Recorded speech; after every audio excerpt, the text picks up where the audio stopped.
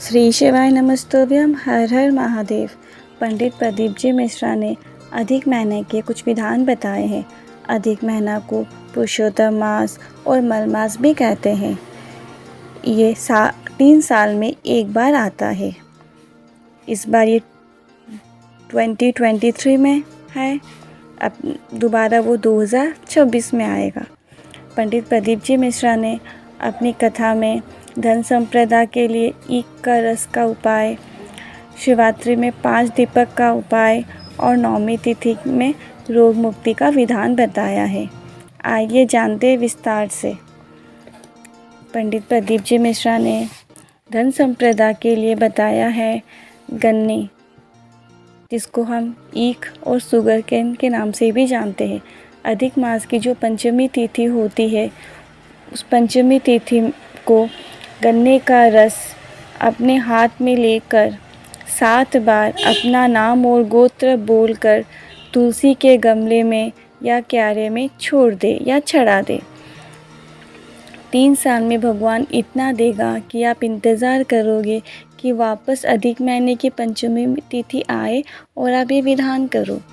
और उन्होंने ये भी बताया था कथा में कि जिन लोगों को अपना गोत्र नहीं पता, तो वो अपना गोत्र शंकर के नाम से भी ये विधान कर सकते हैं। आइए बढ़ते हैं दूसरे विधान की तरफ। 5 दीपक का विधान। ये उपाय शिवरात्रि में, अधिक महीने की शिवरात्रि में ही करना है। आपका व्यापार अगर नहीं चल रहा है, धन की कमी है, घर में पैसा आ ही नहीं रहा है, पैसा रुपया ना हो या फिर कम हो, बहुत उदास हो गए हो जीवन से, तो घबराना मत। अधिक मास की शिवरात्रि को ये विधान करना। शाम को प्रदोष काल में 5 घी के दीपक लेना, उस और 5 स्थान पर लगाना, और बत्ती लंबी होगी। पहली जगह जहाँ आप दीपक लगाओगे वो होगा शिव मंदिर की चौखट पर। दूसरा, बेल वृक्ष के नीचे। तीसरा, आंवला वृक्ष के नीचे। चौथा, नदी के पास, कुएं के पास, बावड़ी के पास, या फिर अपनी रसोई में जो परिंदा होता है उस परिंदे के पास लगा सकते हैं। और 5वां, घर के दरवाजे की चौखट के सीधे हाथ की तरफ। बाहर से जब हम अंदर आते हैं घर के, तो जो सीधा हाथ पड़ता है, जो राइट हैंड पड़ता है, वैसे ही लगाना है। और अब जानते हैं तीसरा उपाय जो आपको नौमी तिथि को करना है रोग मुक्ति के लिए।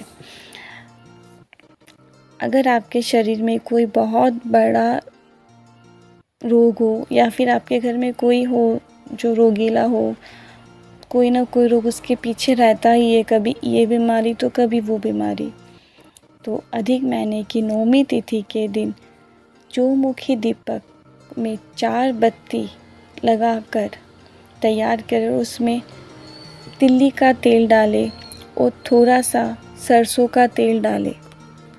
अब जो व्यक्ति है ना, उसे शाम को 6 से 6:30 बजे के बीच अपने घर की चौखट के थोड़ा सा बाहर की ओर बिठाकर दीपक जलाएं। श्री नरसिंह भगवान का स्मरण करें। ध्यान रखें, जब आप दीपक जलाएं तो नरसिंह भगवान का नाम लें, और जो व्यक्ति रोगीला है उसका नाम और गोत्र बोलकर जिस महीने का अधिक मास हो और तिथि, जैसे कि अभी चल रहा है अधिक महीने की नौमी तिथि का बोलकर, और फिर उस व्यक्ति का नाम और गोत्र बोलकर उस व्यक्ति के ऊपर से नीचे 21 बार उतार ले दीपक को। फिर अपनी चौखट के बीचों बीच दीपक को रख दे। उस व्यक्ति का रोग ठीक हो जाएगा और वो स्वस्थ हो जाएगा। ये उपाय सिर्फ अधिक महीने की नौमी तिथि को ही होगा।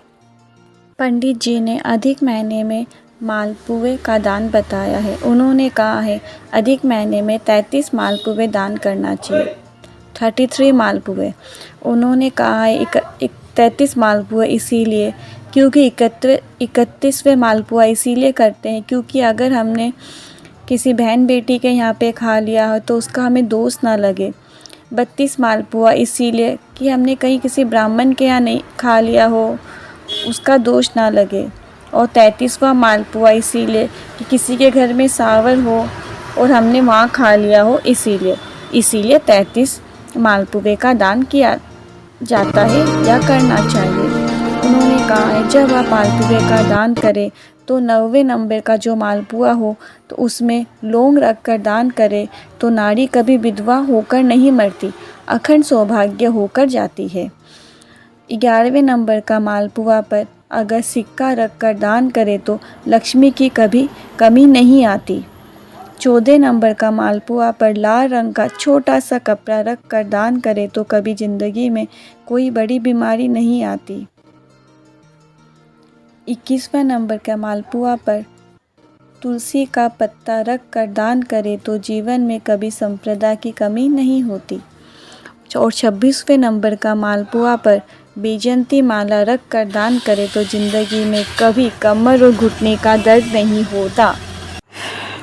गुरुजी ने एक और उपाय बताया है, सुख इतना झेलोगे कि दुख कहाँ गया आपको पता भी नहीं चलेगा। आइए जानते हैं। गुरुजी ने बताया है कि दुनिया में घूम आए, सुख नहीं मिला, एक बार अधिक महीने की शिवरात्रि को करना, सुख इतना झेलोगे कि दुख कहाँ गया पता ही नहीं चलेगा। आइए जानते कैसे करना है। 5 बोर, 5 जौ, 5 सफ़ेद फूल, 5 कमल गट्टे, 5 काली मिर्च अपनी कामना करके ठीक दोपहर के 12 बजे शिवलिंग पर चढ़ाओ। अधिक महीने की शिवरात्रि पर ही करना है। फिर झोली पसार कर निवेदन करें और 11 घी के दीपक जलाओ शिव जी के पास। फिर शाम के समय उसी मंदिर में जाकर मंदिर के ठीक सामने चौखट के बीचों बीच चौमुखी दीप जलाओ। ज़िंदगी में कभी दुख नहीं मिलेगा, खजाने में कमी नहीं आएगी, सुख इतना मिलेगा कि दुख कहाँ गया पता ही नहीं चलेगा। शिव पूर देगा।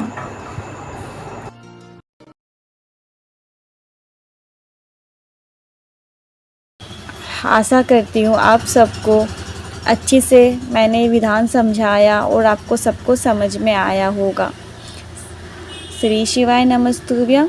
हर हर Mahadev. For more updates, do like, share and subscribe my channel. Always Suchi.